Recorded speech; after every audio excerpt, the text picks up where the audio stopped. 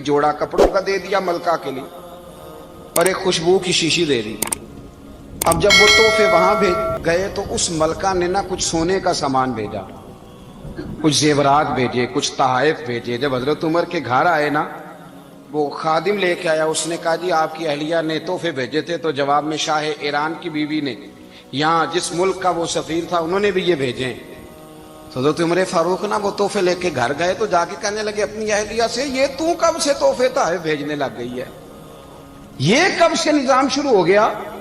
तो कहा हुजूर तोहफा देना लेना तो ठीक है, सुन्नत है, मोहब्बत बढ़ती है, तो ये कोई कबाहत नहीं, और मैंने अपनी जाती इस्तेमाल के लिए जो चीजें रखी थी वो मैंने दी हैं। तो हज़रत उमर फारूक रज़ी अल्लाह तआला अन्हु फरमाने लगे, हमने किसी मुल्क के साथ और उसके बादशाह के साथ जाती ताल्लुक नहीं बनाना, ताल्लुक जो भी बनेगा रसूलुल्लाह के दीन की बरकत से बनेगा। जाती रिश्ते नहीं हमने कायम करने। जाती आपके मुल्क की जो एयरलाइन जिसका हर साल खसारे का ढंढोरा पीटा जाता है ना, वो हमारे बादशाह साहब और सदर साहब अगर गैर मुल्कियों को घोड़ा कभी भेजना हो ना, घोड़ा, तो पूरा एक जहाज घोड़ा लेके तोहफे में जाता है, पूरा जहाज। गरीब कौम का ये सरमाया, और कौम बड़ी बादशाह है, लाइनों में लाके वोट देती है। दो काम हमेशा लाइन में लाके करने, एक बिल लाइन में लाके जमा कराना है और एक वोट लाइन में लाके, ताकि फिर पूरे 5 साल लाइन में ही लगे रहें। मर्जी से आप वोट देना, पर जो बात दुरुस्त है उसको सुनो। हजरत उमर फारूक रज़ी अल्लाह तआला अन्हु ने अपनी अहलिया से पूछा कितने का था वो तेरा जोड़ा और खुशबू की शीशी? उन्होंने कहा 3 दिनार की। फरमाया ये 3 दिनार तेरे, और बाकी जो तोहफे आए हैं वो तू खुद कह, क्योंकि उसने तेरे नाम भेजे हैं। तू कह कि मैं माले गनीमत में देती हूँ, तू कह मैं मुसलमानों को कह। तो ज़ौजा हंस पड़ी, कहने लगी मैं ना भी कहूं तो मुझे कहना तो पड़ेगा ही, कहना तो मैंने है ही, क्योंकि सामने उमर फारूक है, लिहाजा फरमाया कह देती हूं मैंने दिया खजाने को। हजरत उमर ने जमा करा लिया। मैं ये क्या बात हुई, मेरे घर वाले जो मर्जी करें, इनका मेयारे जिंदगी जिस तरह का मर्जी हो। और हजरत उमर एक जुमला कहा करते थे, अल्लाह करे कि ये बातें इस दौरे हाजिर में हमारी समझ में आए। हजरत उमर फारूक रज़ी अल्लाह तआला अन्हु अपने बच्चों को फरमाया करते थे कि बहुत आदमी को भूख लगी हो ना, और फिर उसकी पसंद का खाना पका हो, जितने शौक से वो उस खाने को देखता है ना, फरमाया इस तरह पूरी कौम अपने बादशाहों के खानदान को देखती है, इस तेजी के साथ देखते हैं कि इनके घर में क्या हो रहा है, इनका म्यारे जिंदगी क्या है, इनका स्टेटस क्या है। सैयदना फारूक आजम रज़ी अल्लाह तआला अन्हु ने अपने घर के अंदर अपने बच्चों, आप के बच्चे दोनों कारोबार के लिए मिस्र गए, तो वहां के गवर्नर साहब ने लोगों से, एक बहुत बड़ा काफिला गया मदीने से मिस्र तिजारत के लिए, जाते हैं ना आज भी काफिले कई मुल्कों में, तो ये गए तिजारत के लिए। तो हजरत अब्दुल्ला इब्ने उमर, हजरत उबैदुल्लाह इब्ने उमर, हजरत उमर के दोनों बेटे गए। जनाब उमर फारूक के बच्चे जब वहां पहुंचे तो मिस्र के गवर्नर ने ना लोगों को तारुफ कराया कि ये उमर फारूक के बेटे हैं, ये हजरत है, ये चौधरी के बेटे को कौन बताता है कि तू चौधरी का बेटा है? बाहर वाले बताते हैं, घर वाले जी। और सेठ साहब के बेटे को कौन बताता है कि तू सेठ साहब का बेटा है? और मालिक को कौन बताता है कि तू मालिक का बेटा है और ये किराएदार है? ये कौन बताता है? ये सोच हम देते हैं बच्चों को। चौधरी और कम्मी की सोच, अमीर और गरीब की सोच, मालिक और किराएदार की सोच, घर के मालिक की और काम करने वाले की सोच, ये हम देते हैं। याद रखना, ये हम देते हैं, ये हमारा मिजाज है, ये बाहर से नहीं आती। तू कोई शहजादा है, तू सेठ है, तू नवाब है, ये सोच बाहर से नहीं आती। ये अम्मा सोच देती है, अम्मा, ये अब्बा सोच देता है। और फिर जब तबाही उतरती है तो उसके जिम्मेदार भी बाहर वाले नहीं होते, घर वाले होते हैं, घर वाले। हमारे बच्चों की तबीयतों पर ज्यादा नक्श बाहर वालों का नहीं होता, घर वालों का होता है, याद रखिएगा। हजरत उमर फारूक रज़ी अल्लाह, बच्चे हैं, शहजादे हैं, वो कारोबार करने गए और वहां लोगों ने बताया गवर्नर साहब ने कि ये फारूक आजम के बच्चे, अमीरुल मोमिनीन के। लोगों ने उनसे ज्यादा माल खरीदा, तिजारत में ज्यादा नफा हुआ। जाहिर है कि वो आपके जो अल्लाह खैर करे हुक्मरान है, उनके कारोबार कितने मुल्कों में है, किस बुनियाद पर है? वो सिर्फ इस बुनियाद पर कि वो हुक्मरान रहे, उनके लिए आसान था बड़े लोगों से ताल्लुकात बनाना, حضرت عمر فاروق رضی اللہ تعالیٰ عنہ کے بچے ڈھیروں مال کما کے جب واپس آئے نا تو حضرت عمر سے آ کے بچوں نے بطور محبت کا ابا جی اللہ نے بڑا ہی فضل کیا ہے، بڑا مال کمایا الحمدللہ، یہ دیکھیں کتنا نوازا ہے۔ تو حضرت عمر کہنے لگے سارے قافلے نے اتنا ہی کمایا ہے؟ سارے قافلے نے اتنا ہی کمایا ہے؟ تو حضور نہیں، سارے قافلے نے اتنا نہیں کمایا، سب کو اتنا نہیں ملا۔ وہ تو وہاں گورنر صاحب نے لوگوں کو تعارف کرایا تھا کہ یہ عمر کے بچے ہیں، تو لوگوں نے پھر ہم سے بڑا ہی خریدا۔ تو حضرت عمر فرمانے لگے ٹھیک ہو گیا، میں بات سمجھ گیا، اس طرح کرو جو تمہاری اصل زر تھی نا، جو راز تھی وہ رکھ لو، اور باقی سارا مال مال خزانہ میں جمع کرا دو، اس لیے کہ یہ تم نے تجارت نہیں کی، یہ تم نے اپنے باپ کا نام بیچا ہے، یہ تم نے امیر المومنین کے بیٹے ہونے کا فائدہ اٹھایا ہے۔ فرمایا یہ تمہارا نہیں حق، یہ مسلمانوں کا ہے، اس لیے کہ یہ مال تم نے محنت سے نہیں کمایا، یہ باپ کی کرسی کا فائدہ اٹھایا ہے۔ اور فرمایا اگر تم نے مال جمع نہ کرایا تو میں مال بھی لے لوں گا زبردستی اور کوڑے بھی ماروں گا، ڈبل سزا دوں گا، مرضی سے جمع کراؤ گے تو کوڑوں سے بچ جاؤ گے۔ بڑے بیٹے نے تو جمع کرا دیا، تو چھوٹا تھوڑا پریشان ہوا، تو حضرت عبداللہ ابن عمر چھوٹے کا ماتھا چوم کے کہنے لگے بیٹے چپ کر کے جمع کرا، یہاں بھی فخر کر کے ہم عمر کے بیٹے ہیں، اور قیامت میں بھی فخر کریں گے کہ ہم فاروق اعظم کے بیٹے ہیں، یہاں بھی ناز کریں گے اور وہاں بھی ناز کریں گے کہ عمر کے بچے ہیں۔ ہمارے باپ نے خود بھی حلال ہی کھایا ہے، اور جب ہماری کمانے کی باری آئی ہے تو ہمیں حکم بھی حلال کھانے کا دیا۔ بھائی ہمارا مزاج نہیں، بچہ جب لے کے آتا ہے 2 لاکھ روپیہ تو کبھی پوچھا کہاں سے آیا ہے؟ جب وہ پہلے دن غلط دوستوں کے پاس جا کے بیٹھتا ہے تو کبھی نکالا ہے گھر سے اسے؟ یہ بہت سارے خمیازے ہمیں اس لیے بھگتنے پڑتے ہیں کہ ہم ابتدا میں سوراخ بند نہیں کرتے، جب اس میں شگاف پڑ جاتا ہے، سیلاب آتا ہے تو ہمیں ہوش آتی ہے۔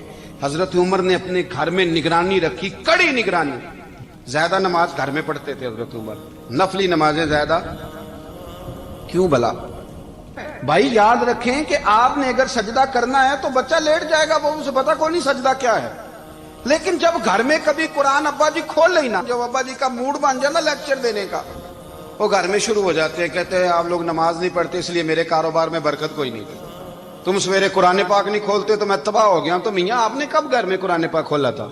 آپ نے کب نماز پڑھی؟ آپ نے کب گھر کے اندر اللہ رسول کا ذکر کیا تھا؟ آپ نے کب حدیث چھیڑی؟ آپ نے بھی تو گھر کے اندر جب بھی آپ آئے ہیں تو آپ نے وہی کچھ کیا جو دنیا دار کرتے ہیں، آپ بھی تو اپنا موبائل لے کے الگ کونے میں بیٹھ گئے، آپ نے بھی تو کہا ہے کہ اب تمہارے چینل ختم، اب میری مرضی والا چلے گا۔ تو جو آپ نے کیا ہے بچے بھی وہی کام کریں گے، آپ نے بھی گپ شپ لگائی ہے تو وہ بھی لگا رہے ہیں۔ یہ سمجھ لیں جو کام آپ کریں گے آپ اپنے بچوں کی سیرت میں اس کا جلوہ دیکھ لیں گے۔ بڑی پکی سی بات ہے کہ آپ کو بچے کی عادتیں دیکھ کے سمجھ آ جائے گی کہ میں بھی یہی کرتا تھا اور یہ بھی۔ حضرت عمر فاروق رضی اللہ تعالیٰ عنہ وصال فرما گئے، تو آپ کے وصال کے بعد حضرت عثمان غنی رضی اللہ تعالیٰ عنہ نے آپ کی ایک بیوہ سے نکاح کیا، حضرت عمر کی ایک بیوہ سے۔ جب وہ آپ کے نکاح میں آئی تو کہنے لگی حضرت عثمان غنی سے کہ حضور نہ تو میں خوبصورت ہوں اور نہ میں جوان ہوں، نہ آپ کی کوئی خدمت کر سکتی ہوں، میرے ساتھ نکاح کرنا سمجھ میں نہیں آیا۔ کیا شاندار جواب دیا حضرت عثمان غنی نے، کیا خوبصورت جواب دیا۔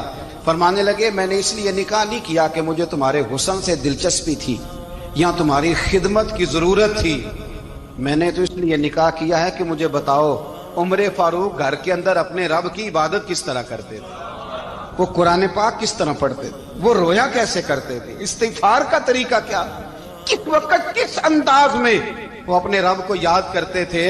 اس لیے کہ عمر کئی دفعہ گھر سے آتا تھا تو میں اس کے چہرے پر نور دیکھا کرتا تھا، میں روشنی دیکھتا تھا، ایک معیار دیکھتا تھا۔ نکاح اس لیے کیا ہے کہ مجھے عمر کی جو گھر کے اندر کی عبادت ہے اس سے آگاہ کرو، تاکہ عثمان غنی بھی چاہتے ہیں اس طرح کے عمل کرو جس طرح کہ عمر فاروق کر کے گئے۔ بھائی جب تک ہم اپنے گھر میں وہ توجہ نہیں دیں گے، وہ مزاج دیکھیں نا، ہمارے گھروں میں جب نقشہ پاس ہوتا ہے تو ٹی وی لان بھی اس میں ہوتا ہے، ڈرائنگ روم بھی ہوتا ہے، نماز کی جگہ بھی ہوتی ہے نقشے میں۔ صحابہ جب گھر بناتے تھے تو ایک مسجد بیت کا نقشہ پاس کرتے تھے، ذہن میں رکھتے تھے کہ یہ کونا نماز کے لیے، وہاں جوتے لے کے کوئی نہیں جائے گا، وہاں نماز پڑھی جاتی تھی، عورتیں وہاں اعتکاف کرتی۔ ٹی وی لان تو آ گیا ہے، اور گھر کے اندر ٹی وی رکھنے کے لیے تو ایک کمرہ الگ سے بنا دیا گیا ہے، اور اب جو نئے نقشے پاس ہو رہے ہیں اس کے اندر گھروں کے اندر جگہ بنائی گئی ہے جہاں کمپیوٹر رکھے جائیں، اور بچوں کے لیے وائرنگ ہوگی نیچے تاکہ انہیں کوئی مشکل درپیش نہ ہو۔ یہ ساری چیزیں ہم نے نہانے کے لیے گھروں کے اندر اتنے اتنے بڑے واش روم بنائے ہیں کہ لگتا یہ ہے کہ سوائے نہانے کے اور کام ہی نہیں کوئی گھر میں ہوگا، ہر چیز آ گئی۔ پر اللہ کرے کوئی تفسیر بھی ٹیبل پہ پڑی نظر آئے، کوئی حدیث کی کتاب بھی ٹیبل پہ پڑی نظر آئے۔ اللہ کرے کہ جس طرح ابا لطیفہ سن کے آتا ہے تو جب تک سنا نہ لے اسے ہضم نہیں ہوتا، اللہ کرے کہ وہ جمعے میں بیان سن کے جائے تو اس کا بھی دل کرے میں اپنے بچوں کو سناؤں۔ وہ نبی پاک کی کوئی حدیث کہیں سے سنے تو گھر جا کے سنائے۔ جب تک یہ معیار نہیں بنتا، آپ کیسے توقع کرتے ہیں کہ گھر کے اندر اللہ کی رحمتیں نازل ہوں گی؟ آپ یہ کیسے توقع کرتے ہیں کہ گھر کے اندر وہ معیار اور وہ مزاج بنے گا؟ حضرت عمر فاروق نے ذاتی زندگی پر جو توجہ دی، گھر والوں کے معیار پر جو توجہ دی حضرت عمر فاروق رضی اللہ تعالیٰ عنہ نے، وہ بھی بڑی دیدنی ہے۔ حضرت ابو موسیٰ اشعری کو نا آپ نے وزیر خزانہ بنایا، وزیر خزانہ، تو حضرت ابو موسیٰ اشعری کہتے ہیں کہ حضرت عمر کو شے خزانے میں رہنے تو دیتے نہیں تھے۔ تو ایک دن میں صفائی کر رہا تھا اس کمرے کی جس میں خزانہ رہتا تھا۔ ہمارے تو ملک میں جو جاتا ہے وہ صفائی کر کے ہی جاتا ہے، اللہ خیر کرے۔ اور خیر معیار بدلتا ہے، جو پچھلی حکومت ہوتی ہے وہ قرضہ اٹھاتی ہے، وہ باہر سے جاتی ہے تو قرضہ لے کے آتی، اور جو نہیں آتی ہے وہ کہتی ہے ہمیں پیکج مل گیا ہے، وہ قرضہ نہیں اٹھاتے۔ ان کو کیا ملتا ہے؟ یعنی پچھلی نے قرضہ لیا تھا اور ہم نے، واہ جی واہ کیا خوبصورت انداز ہے، اس کا نام بدل کے نا، انہوں نے قرضہ لیا تھا اور ہم نے، میں کہا بڑے شاندار سیانے بندے ہو گئی۔ اور اللہ تعالیٰ خیر فرمائے، ہمارے جو بڑے شاندار قسم کے دوست ہیں نا، شاندار، جن کا ادب سے نام لیتے ہیں، وہ عرب کے بادشاہ ہیں۔ ہم تو عرب خالی کہتے بھی نہیں، عرب شریف کہتے ہیں، عرب شریف۔ انہوں نے پتہ کیا کیا ہے؟ انہوں نے اس طرح کیا ہے کہ جو کشمیریوں کا قاتل تھا نا اس کے گلے میں میڈل ڈال دیا ہے۔ یہی کام وہ کرتے رہتے۔ انہوں نے پہلے انہیں بلا کے مندر بھی بنوائے تھے، ہمیں کوئی شکوہ نہیں، ان کی زمین ہے، اللہ تعالیٰ توفیق عطا کرنے والا ہے۔ پر خیال یہ تھا کہ چلو کشمیریوں کے زخموں پر نمک نہ چھڑکتے، 2 مہینے انتظار کر لیتے، کچھ حالات سنور جاتے، کچھ تھوڑا انتظار۔ ہیں ہمارے دوست، ہمارے وزیر اعظم صاحب جب جاتے ہیں تو وہ پھولوں کا ہار ڈالتے ہیں ہمارے دوست، لیکن انہیں وہ حدیث یاد نہیں کہ نبی پاک علیہ السلام نے فرمایا جب میرے مومن کو تکلیف ہوتی ہے تو مجھے بھی گنبد خضرا میں تکلیف ہوتی ہے۔ انہیں نہ کشمیریوں کا خون یاد نہیں آیا، انہیں برہان وانی کی کٹی ہوئی لاش یاد نہیں آئی، انہیں 30,000 بیوہ عورتیں 30,000 بیوہ عورتیں یاد نہیں آئی، 30,000 بیوہ عورتیں جن کے سہاگ اجڑ گئے، اور انہیں 1.25 لاکھ یتیم بچہ یاد نہیں آیا جو یتیمی کی زندگی گزار رہا ہے، اور اس کے باوجود بہت بڑے ذمہ دار ہے وہ۔ مجھے پڑھ لینے دو آج احمد فراز کا شعر، وہ ہمارے مکتب کوئی ایسا نہیں کہ وہ مولوی تھا، وہ غیر جانبدار تھا، پر مجھے آج پڑھ لینے دو اس کا شعر، ایک کلیجے کا درد ہے، پڑھ لینے دو۔ اس نے کہا تھا کہ پڑھتا ہوں تو کہتی ہے یہ خالق کی کتاب ہے، مثل یہودی یہ سعودی بھی عذاب، اس قوم کے بارے میں کیا لکھوں فراز، کعبے کی کمائی سے جو پیتے ہیں شراب، کعبے کی کمائی سے جو پیتے ہیں شراب، اس قوم کے بارے میں کیا لکھوں فراز، کہ کعبے کی کمائی سے جو پیتے ہیں شراب۔ میں خیال نہیں آیا تمہارا صرف دین یہ ہے کہ قبریں گرا دو، مزارات گرا دو، فقط یہ دین ہے؟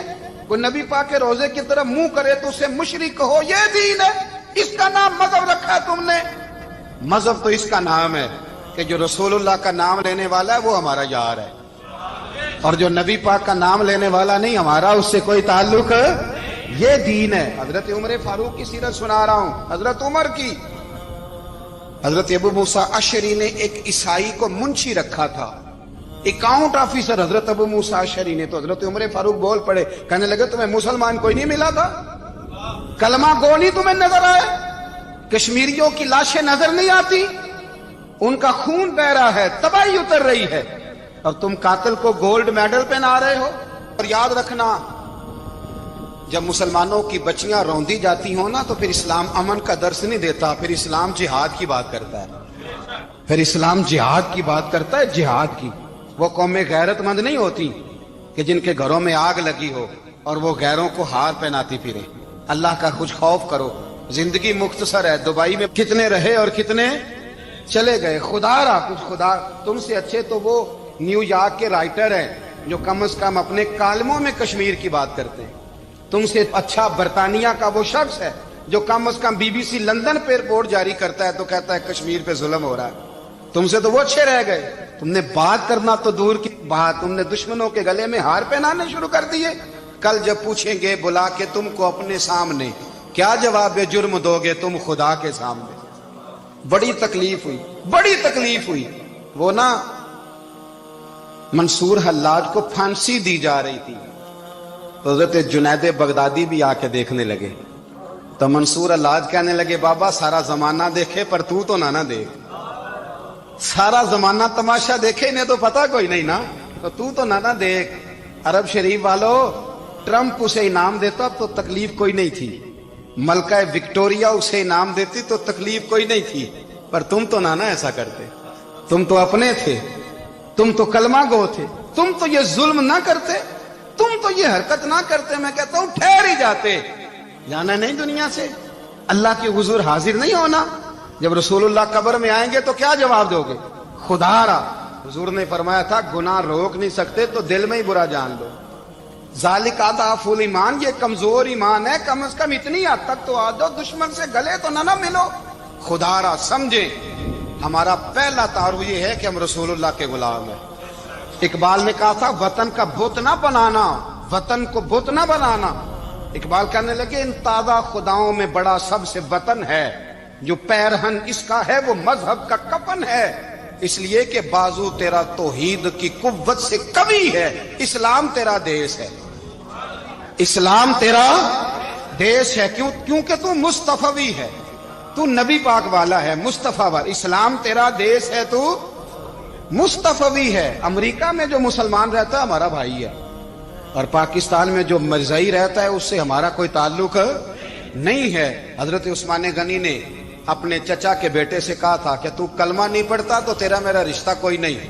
بلال حبش سے آیا ہے پر میرے نبی کا غلام ہے تو سگے بھائیوں سے بھی آگے ہے.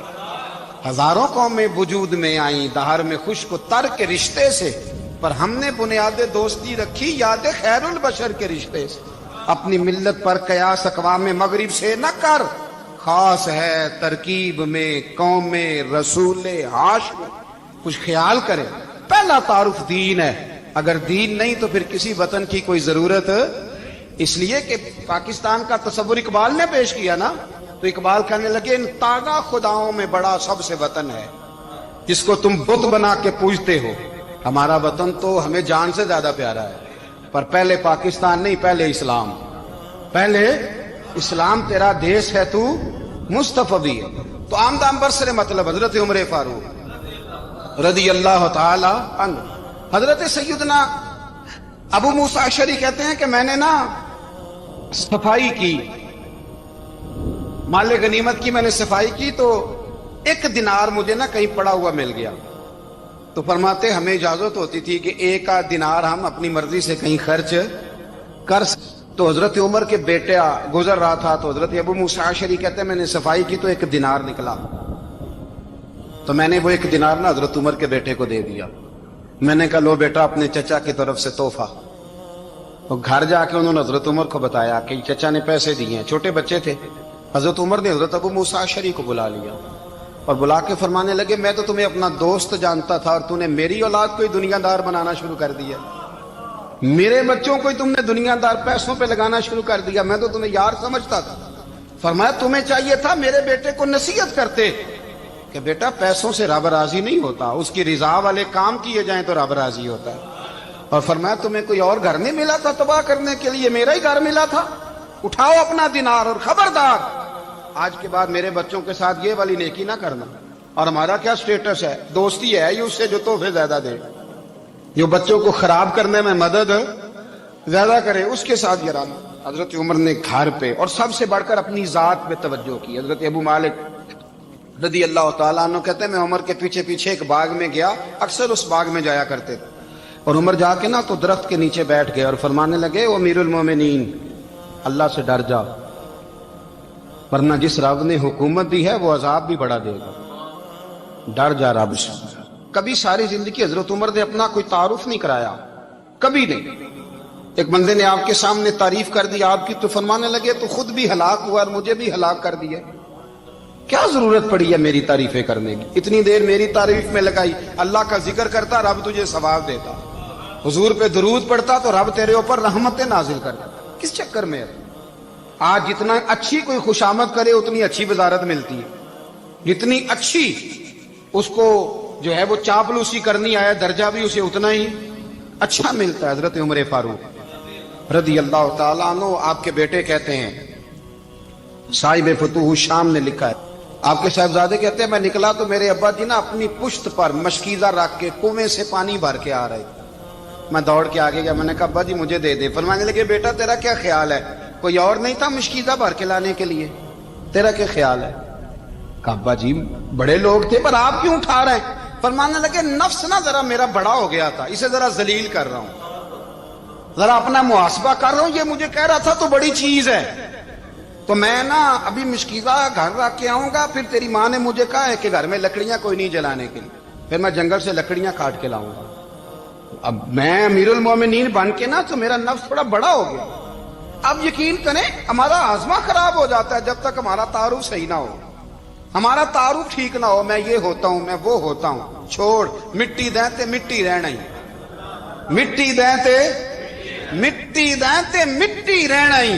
ਐਵੇਂ ਕਾਦੀ ਬੱਲੇ ਬੱਲੇ ਅੱਜ ਮਿੱਟੀ ਦੇ ਉੱਤੇ ਬੰਦਿਆ ਤੇ ਕੱਲ मिट्टी दे थल्ले, मिट्टी दे ते मिट्टी रहना कादी बल्ले। मुझे पूछ लो, मुझे जान लो, मेरा नाम ले लो, मैं भी आया हूं, मैं भी होता हूं, मेरा भी ये तज़किरा है।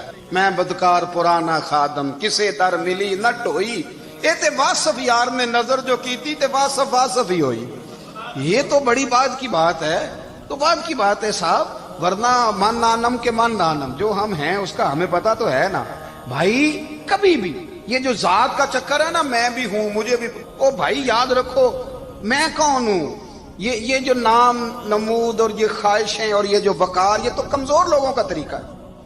जिसको अपना तारुफ कराना पड़ गया उससे भी ज्यादा कमजोर कोई है, फोटो में दिखाता फिरता है फलाने के साथ फोटो फलाने, तो कमजोर बंदे ये काम कर। हजरत उमर फारूक अल्लाह अकबर, हजरत उमर जैसा बंदा 24 लाख मुरब्बा मील का हुक्मरान, और शाह रूम को खत लिख के कहता है मैं मिन्नत नहीं करता मैं हुक्म देता हूं। ना तगड़ा बंदा। जंगे कादसिया के लिए हजरत साद बिन नबी वकास को भेजा, फतूह शाम पढ़ के देखें। हजरत उमर बड़े परेशान हैं, इतने दिन हो गए कोई रिपोर्ट ही नहीं आई। अब तो मोबाइल है ना, तो एक मिनट की रिपोर्ट लें आप, बल्कि आप एक मिनट की फोटो लें आप, रिपोर्ट तो दूर रह गई। हजरत उमर फारूक रदी अल्लाह ताला अन्हु बड़े परेशान है कि कादसिया में हजरत साद बिन नबी वकास के साथ लोग जिहाद करने गए, रिपोर्ट कोई नहीं आ रही। इतने परेशान थे कि बाहर निकल के ना उस रास्ते पे बैठ जाते जो रास्ता कादसिया की तरफ से आता था। उस जो भी आता जाता पूछते जंग के क्या हालात हैं। उधर जब अल्लाह ने फतह दे दी ना, तो हजरत साद बिन नबी वकास रदी अल्लाह ताला अन्हु ने ना एक कासिद को खत दे के भेजा, कहने लगे उमर के पास जाओ, उन्हें इत्तला दो कि अल्हम्दुलिल्लाह अल्लाह ने इस्लाम को फतह अता कर दी। ये हजरत उमर को जाके देना, वो बड़े परेशान होंगे। वो जो उस जमाने में इस तरह होता था कि कई दूर दूर से सहाबा जो दूसरे शहरों के मुल्कों के रहने वाले होते थे, वो भी आके शामिल हो जाते थे जिहाद में। कोई एक दफा मदीने आया, कोई 2 दफा आया, फिर अपने अपने इलाकों में। बहुत सारे लोगों ने ज्यादा दफा हजरत उमर को देखा भी नहीं था। वो जो कासद खत लेके आया था ना, उसने एक आध दफा देखा था, हजरत उमर बूढ़े हो गए, वो पहचानता नहीं था। मेरी बात की समझ आ रही है आप हजरात? उधर से वो खत लेके आ गया। हजरत उमर मदीने से बाहर निकल के उस रोड पे बैठे थे जो कादसिया से आता था। जब उस आदमी को आते देखा तो हजरत उमर उठ के खड़े हो गए, फरमाने लगे कादसिया से आ रहे हो? वो क्या कहता है, फटे पुराने कपड़े, टूटे हुए जूते, सर पे पुरानी पगड़ी, कहने लगे गुलाम मदीने के रहने वाले हो? हजरत उमर कहने लगे हाँ मदीने का हूं। कहा मैं कादसिया से आया हूं, अल्हम्दुलिल्लाह अल्लाह ने इस्लाम को फतह दे दी है, अल्हम्दुलिल्लाह कुफर की कमर टूट गई है। उसने ये बात करके तो घोड़े को एड़ी लगाई, घोड़ा दौड़ने लगा मदीने के। हजरत उमर भी साथ साथ दौड़ रहे हैं। फरमाने लगे अच्छा बताओ खालिद बिन वलीद का क्या हाल है? थोड़ा आगे जाके फरमाने लगे उसामा बिन जैद कैसे है? वो कहते ठीक है। फिर उसने और घोड़ा, उमर साथ साथ दौड़ रहे हैं, साथ साथ 24 लाख